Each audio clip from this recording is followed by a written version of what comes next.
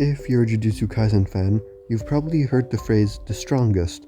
But with Gojo out of the picture, who takes the crown? Sukuna's dominance is undeniable, but what about the one still standing? What about Gojo's chosen successor? Okkotsu Yuta is more than just a second-year sorcerer, he's the one person who might just have what it takes to end Sukuna.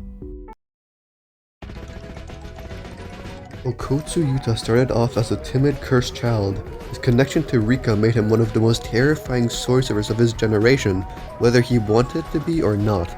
But since then, he's trained under Gojo, honed his abilities, and now stands as one of Jujutsu Society's most dangerous fighters.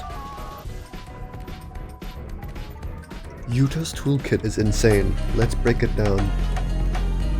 Even without his original curse, Yuta still wields Rika's power, now refined and controlled.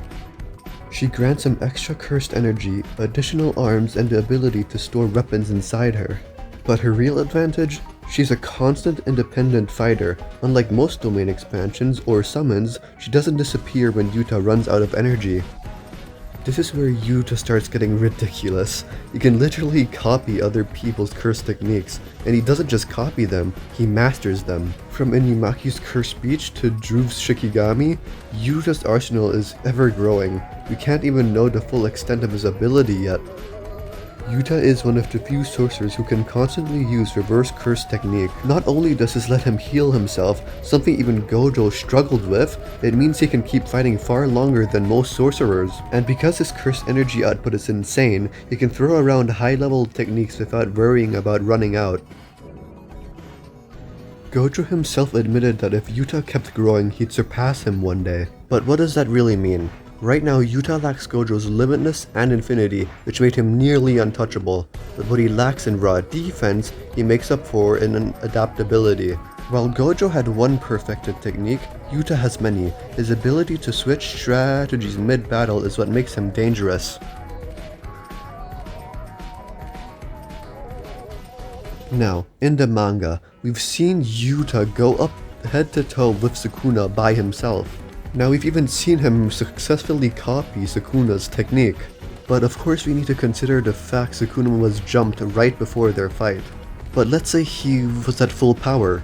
Would Yuta stand a chance? In all honesty, it's a slim maybe. But let's say Yuta somehow managed to pop his domain before Sukuna could and kept him at bay so he doesn't pop his own, then that just may lead to his own victory. Again, if you've kept up with the manga, you know that Yuta wasn't just a background player, he was a deciding factor in the final battle. After Gojo's death, Yuta had no time to grieve. Instead, he went straight for Kenjaku, the ancient sorcerer responsible for nearly everything that happened.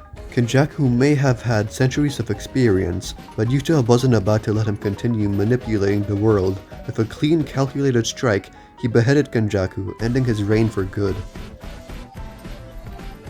Right now, Yuta is one of Jujutsu Society's last big players, and in a world without Gojo, he might be the last chance they have. In the Jujutsu Kaisen epilogue, it is revealed that Yuta Okkotsu is the acting head of the Gojo clan. This is confirmed by the fact when Panda's body was stored in the Gojo clan facility in 2035. Yuta had already become the acting leader.